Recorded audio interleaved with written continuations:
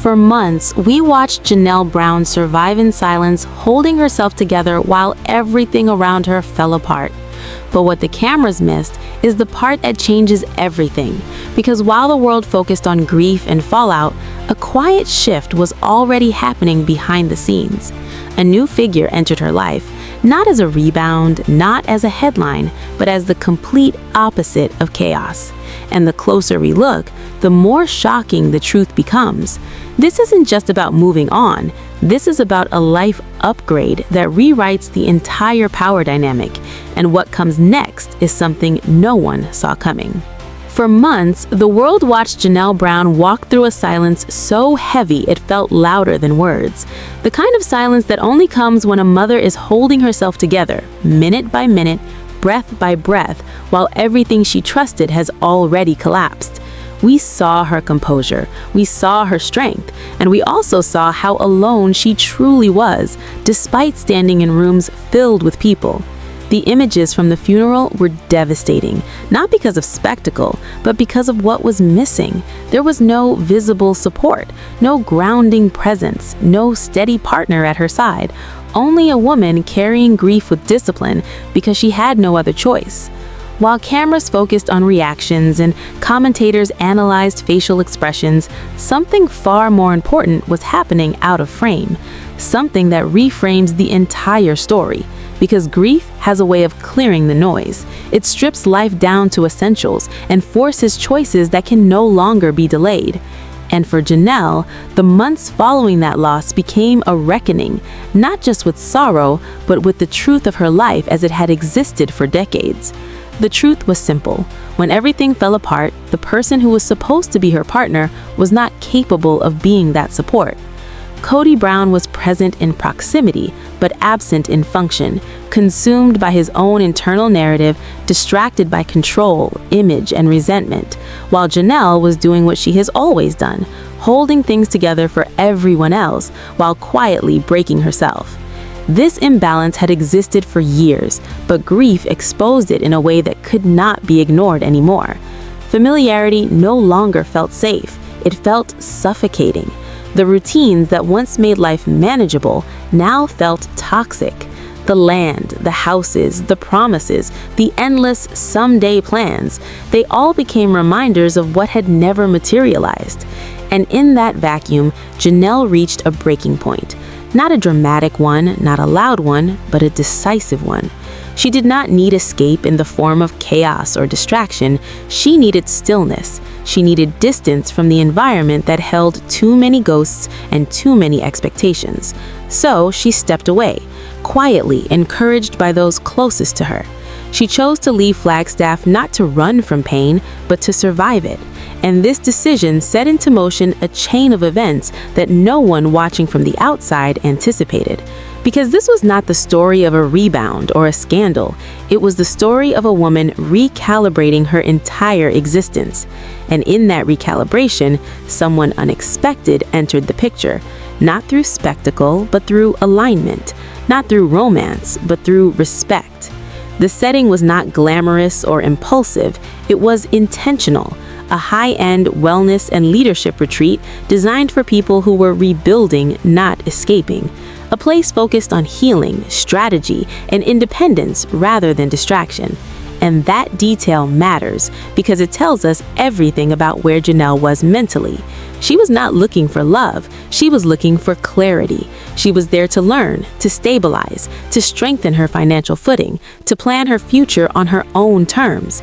And it was in that space, grounded, quiet, and focused, that she encountered a man whose presence would alter the trajectory of her life.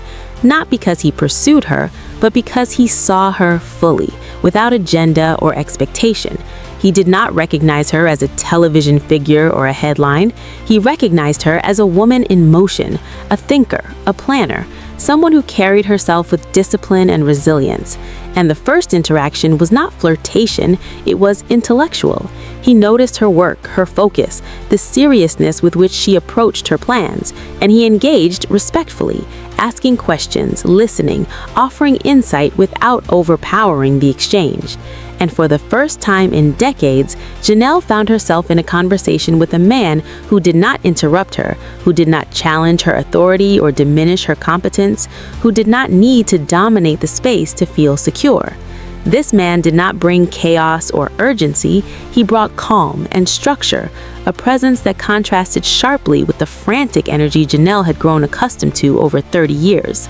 This difference was not just refreshing, it was transformative, because it revealed a possibility she had never truly experienced, a partnership where stability was the foundation, not the reward. The conversations continued organically, not fueled by intensity, but by mutual respect. They spoke about business, about scaling ventures, about long-term planning, about healing without dramatizing pain.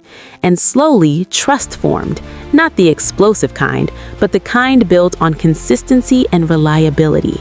And as Janelle returned to Flagstaff to handle ongoing obligations and legal disentanglements, this connection did not disappear. It evolved, quietly becoming a source of support rather than distraction. And this is where the contrast becomes impossible to ignore. Because while Cody was still entangled in control disputes and narrative rewriting, this new figure showed up in practical, meaningful ways, not for display, not for credit, but for care. Resources were provided quietly, support was offered without strings, meals arranged, counseling facilitated, presence made available without pressure.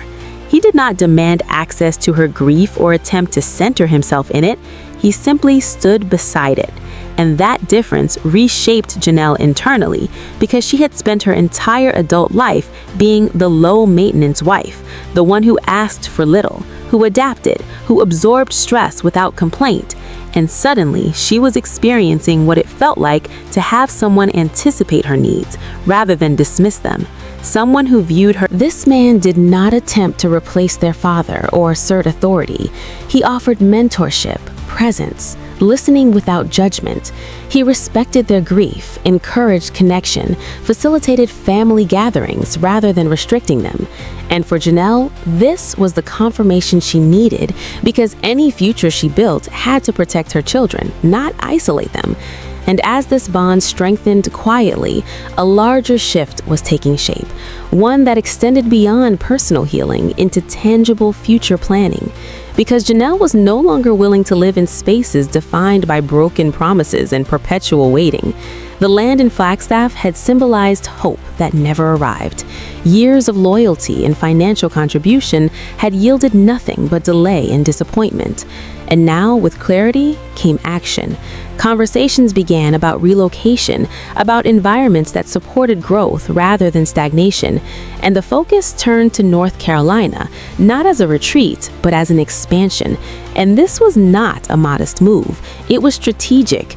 Property searches reflected abundance and intention, established homes, land with infrastructure, gardens, guest spaces, environments designed for connection without control. And this reality stands in sharp contrast to everything she had been told to accept for years. Someday was replaced with now, possibility replaced permission. And this shift did not go unnoticed by those left behind, particularly by Cody, whose identity had long been built on being central, irreplaceable, the authority figure. And now he was watching from a distance as the one person he assumed would always stabilize the system moved on without him, not with drama, not with retaliation, but with certainty. And this is where the psychological impact deepens, because comparison is unavoidable. The man stepping into Janelle's life embodies everything Cody has tried to perform: calm competence, financial stability, respect without demand. And that mirror is unforgiving and destabilizing.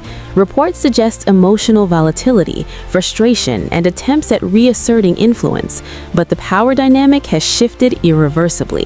Janelle no longer engages. She no longer explains. She routes communication through boundaries and counsel because she has learned that peace does not require permission. And this lesson is perhaps the most profound outcome of her journey so far, because it marks the end of endurance as identity and the beginning of authorship of her own life. And this is only the beginning of the story, not the conclusion, because what unfolds next will challenge long-held narratives, expose insecurities, and redefine what strength actually looks like when it is no longer performative but lived. And as this chapter closes, another quietly opens, one that does not seek validation from the past, but builds deliberately toward a future that finally aligns with who Janelle has always been. As this quiet transformation continued, the ripples began to reach far beyond Janelle herself. Because when a long-standing dynamic collapses, it exposes everyone who relied on it, and nowhere was that more evident than in Flagstaff, where the illusion of control had already been thinning for years. With Christine gone and Mary emotionally detached, Janelle had been the last stabilizing force, the one who still balanced logic against chaos. And when she stepped fully out of that role, the system lost its spine. And this is where the shift became impossible to hide, because Cody was no longer losing wives in theory, he was losing structure. And that loss manifested not in reflection, but in unraveling. Sources close to the situation describe a man oscillating between resentment and disbelief, unable to reconcile how someone he considered predictable had moved on without asking permission, without chaos, without needing him at all. And this internal fracture spilled outward into his remaining household. Because when external targets disappear, unresolved frustration seeks new outlets, and the environment on the hill reportedly grew tense, quieter, heavier, the energy of a household built on fear of loss rather than shared purpose. And for Robin, this shift was seismic, because for years she had existed in a protected bubble, insulated by Cody focus and the family resources that others helped generate. But now, with those resources dwindling and public sympathy no longer aligned, the pressure turned inward, and the role of emotional buffer once filled by Janelle and Christine no longer existed, leaving Robin exposed to moods and volatility she had never been required to absorb before. And this internal collapse ran parallel to something else entirely, the quiet expansion of Janelle's new life. Because while chaos brewed in Flagstaff, plans were solidifying elsewhere.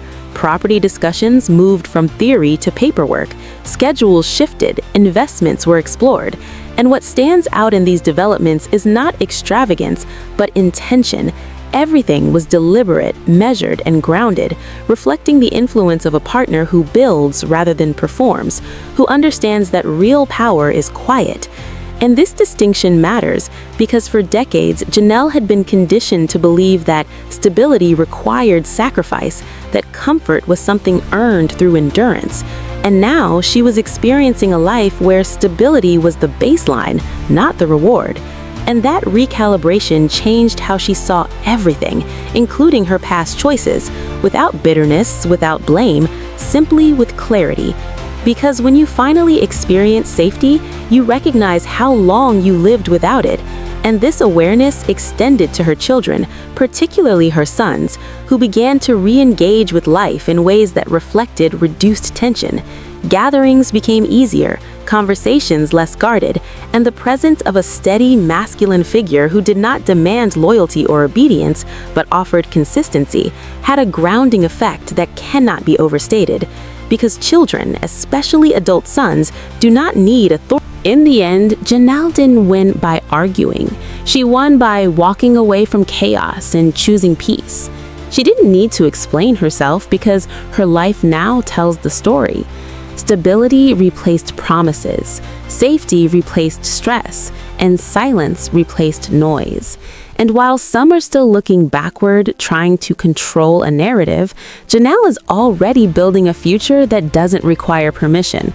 And that quiet transformation is the most powerful ending of all.